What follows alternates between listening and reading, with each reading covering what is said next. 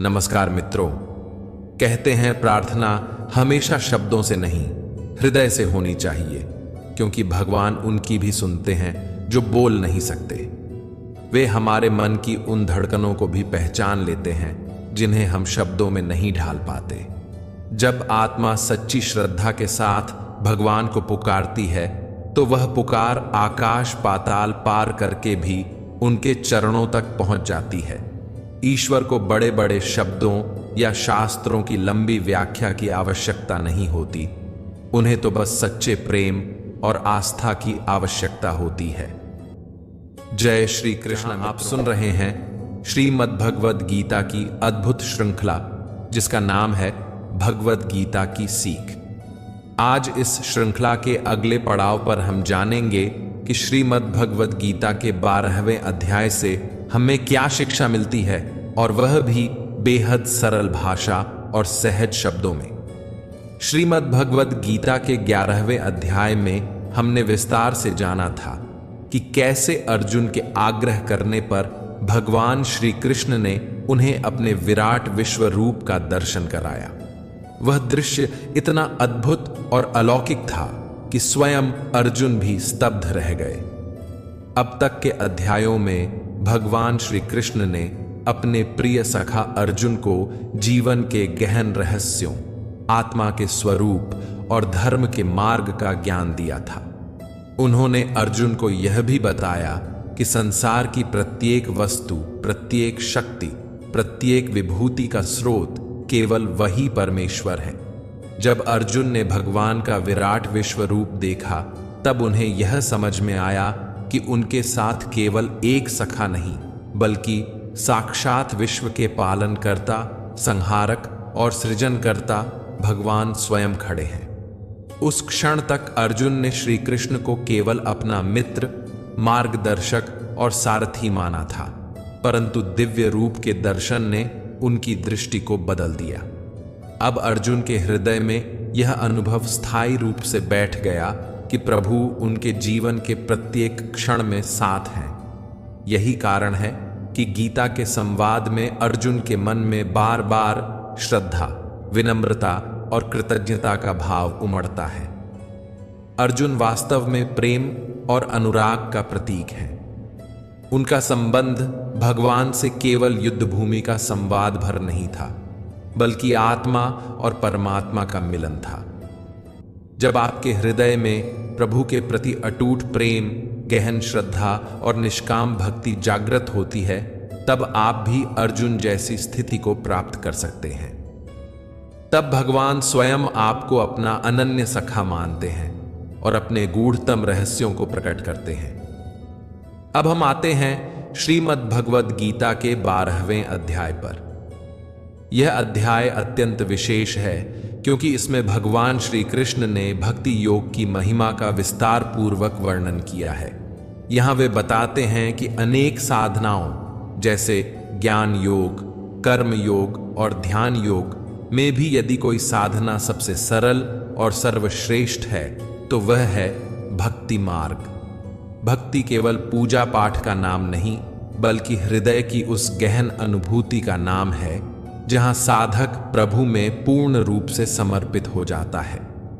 इस अध्याय में भगवान स्पष्ट करते हैं कि भक्ति का मार्ग अपनाने वाला भक्त न तो किसी कठिन साधना से बंधा होता है और न ही उसे किसी बाहरी प्रमाण की आवश्यकता होती है।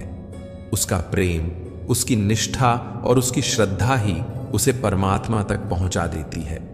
भक्ति मार्ग में कोई छोटा या बड़ा नहीं होता, यहाँ केवल भावनाओं की शुद्धता मायने रखती है।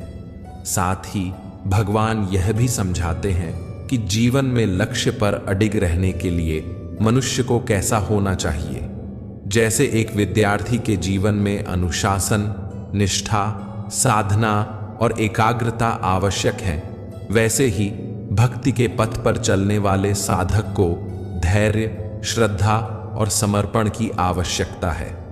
विद्यार्थी जीवन में अगर यह गुण विकसित कर लिए जाए तो न केवल शिक्षा में सफलता मिलती है, बल्कि पूरा जीवन सफल हो जाता है। आइए मित्रों, अब हम साथ मिलकर प्रवेश करते हैं श्रीमद् भगवद गीता के 12वें अध्याय की उस अद्भुत और दिव्य यात्रा में, जहां भक्ति की श्रेष्ठता और भगवान के प्रति प्रेम का असली रहस्य उजागर होता है। श्रीमद् भगवद गीता के 12 अध्याय भक्ति योग की शुरुआत में भगवान श्री कृष्ण अर्जुन से कहते हैं, हे अर्जुन, जैसा दिव्य रूप तूने देखा है वैसा किसी ने न देखा है और न ही देख सकेगा।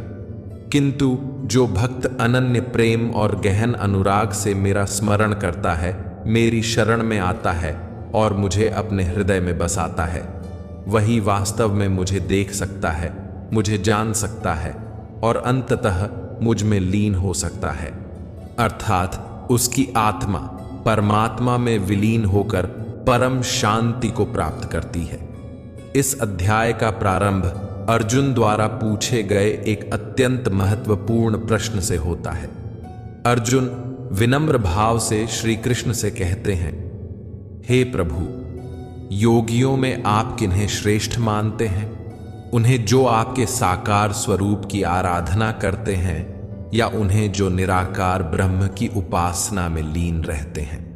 भगवान श्री कृष्ण बड़े स्पष्ट भाव से उत्तर देते हैं, अर्जुन, दोनों ही मार्ग अंततः मुझ तक ही पहुंचाते हैं, लेकिन मेरे लिए जो भक्त साकार रूप में प्रेम पूर्वक पूजा करता है, मेरी शरण लेकर अपने कर्म, मन और बुद्धि को मुझे अर्पित करता है, वह मेरे लिए श्रेष्ठ योगी है, क्योंकि निराकार ब्रह्म की साधना मायाबद्ध जीवों के लिए अत्यंत कठिन है।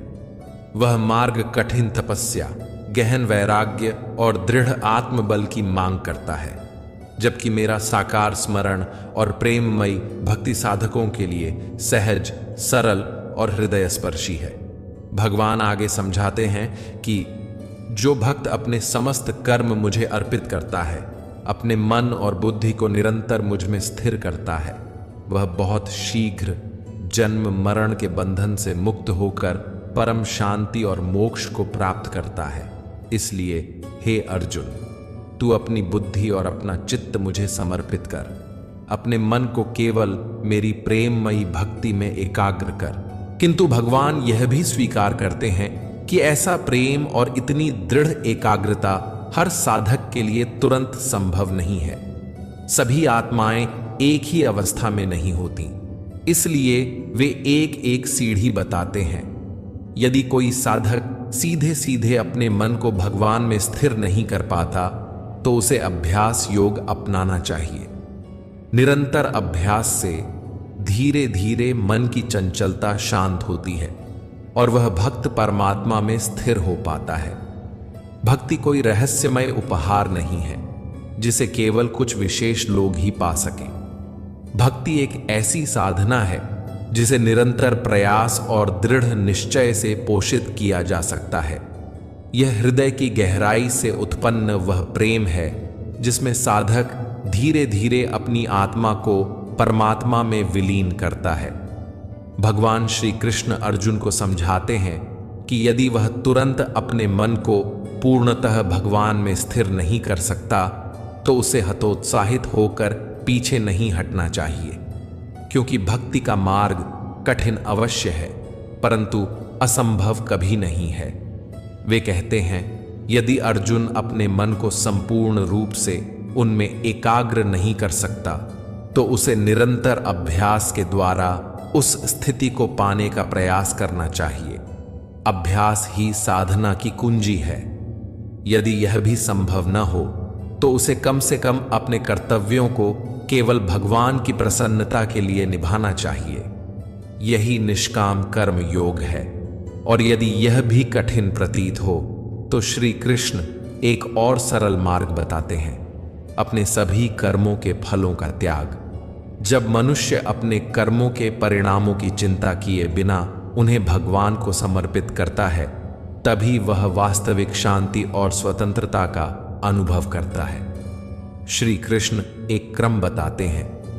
लौकिक कर्मों से श्रेष्ठ है ज्ञान अर्जन करना। ज्ञान से भी श्रेष्ठ है ध्यान, जिसमें साधक अपनी चेतना को परमात्मा में स्थिर करता है। और ध्यान से भी श्रेष्ठ है कर्मों के फलों का त्याग, क्योंकि यह त्याग तुरंत साधक को परम शांति के मार्ग पर ले जाता है। यहीं पर श्री कृष्ण अपने प्रिय भक्तों के अद्भुत गुणों का भी वर्णन करते हैं।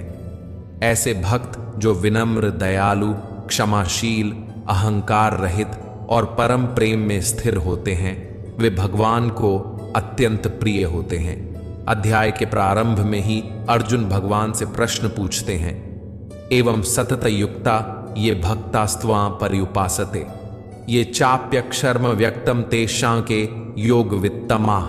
अर्थात हे भगवान, जो भक्त निरंतर आपके साकार रूप की आराधना में लगे रहते हैं और जो आपके अव्यक्त निराकार रूप की उपासना करते हैं, इन दोनों में से योग में पूर्ण कौन माना जाता है? इस बात का उत्तर देते हुए भगवान श्री कृष्ण कहते हैं कि मय्यावेश्य मनो ये मां नित्य युक्ता उपास्ते, श्रद्धया परियोपेताः ते में युक्त तमामताः।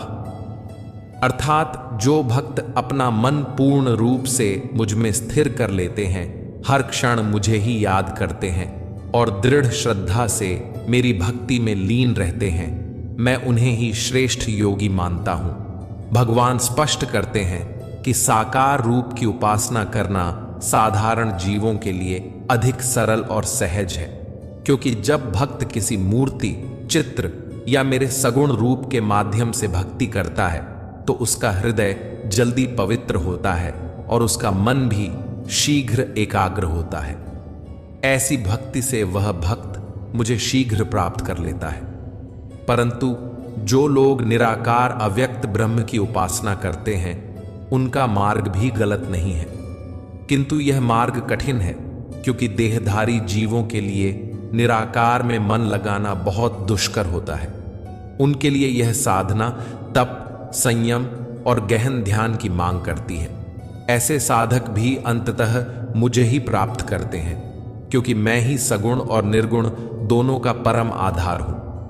भगवान आगे कहते हैं कि हे अर्जुन, तू अपना मन केवल मुझ में लगा और अपनी बुद्धि को भी मुझ में समर्पित कर। जब तू ऐसा करेगा तो तू निश्चय ही मुझे प्राप्त करेगा। यदि तेरे लिए मन को एकदम से मुझ में स्थिर करना कठिन हो तो अभ्यास योग के द्वारा धीरे धीरे मन को मुझ में स्थिर करने का प्रयत्न कर। यदि अभ्यास भी संभव न हो तो अपने सभी कर्मों को मेरे लिए कर, और यदि यह भी संभव न हो तो कम से कम अपने कर्म फलों का त्याग कर दे। फिर भगवान यह भी बताते हैं कि ज्ञान से श्रेष्ठ ध्यान है और ध्यान से भी श्रेष्ठ कर्म फलों का त्याग है, क्योंकि त्याग से तुरंत शांति प्राप्त होती है और यही शांति उसे भगवान के समीप ले जाती है। श्री कृष्ण आगे अपने प्रिय भक्तों के गुणों का भी वर्णन करते हैं। वे कहते हैं, जो भक्त ईर्ष्या द्वेष से मुक्त है, सबके प्रति दयालु है, अहंकार रहित है, सुख दुख में संभाव रखता है, क्षमाशील है, संतोषी है, मन और इंद्रियों को वश में रखता है और अटल श्रद्धा के साथ केवल मेरी भक्ति करता है, वही मुझे अत्यंत प्रिय है। अगर तुम मन को नियंत्रित करने के अभ्यास में सफल नहीं हो पा रहे हो तो कोई चिंता मत करो। ऐसे में कम से कम अपने कर्म को मेरे लिए करते जाओ और उसके फल का त्याग कर दो। अभ्यास से ज्ञान श्रेष्ठ है, ज्ञान से मुझ परमात्मा का ध्यान श्रेष्ठ है और ध्यान से भी श्रेष्ठ है समस्त कर्मों के फलों का त्याग, क्योंकि त्याग से तुरंत ही शांति की प्राप्ति होती है। वह व्यक्ति वास्तव में महान है जो सुख और दुख, मित्र और शत्रु, लाभ और हानि, मोह और इच्छा तथा हर तरह की परिस्थितियों और मौसमों से मुक्त हो जाता है, जो सब प्राणियों को समान दृष्टि से देखता है, जिसने अपने मन और इंद्रियों को पूरी शक्ति से वश में कर लिया है, वही परमानंद का अधिकारी बनता है। ऐसा भक्त जो निंदा और प्रशंसा दोनों को समान समझता है, जो किसी भी स्थान पर, किसी भी परिस्थिति में और किसी भी भोजन के साथ संतोष पूर्वक रह सकता है, वास्तव में मुझे अत्यंत प्रिय है। वह जो निष्काम भाव से अपना कर्म करता है, जो इस अमृत स्वरूप ज्ञान का आदर करता है, मुझ पर विश्वास करता है और निष्ठा से मुझे ही अपना परम लक्ष्य मानकर समर्पित होता है, वही भक्त मेरे हृदय को प्रिय होता है।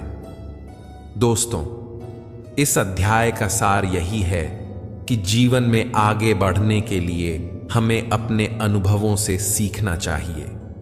एक विद्यार्थी हो या कोई साधक जो अपने जीवन में कुछ बड़ा करना चाहता है, उसे चाहिए कि वह स्वयं को अपने गुरु को समर्पित करे, उनके द्वारा दिखाए गए उचित मार्ग का अनुसरण करे और अपने लक्ष्य की प्राप्ति के लिए निरंतर कर्म करता रहे।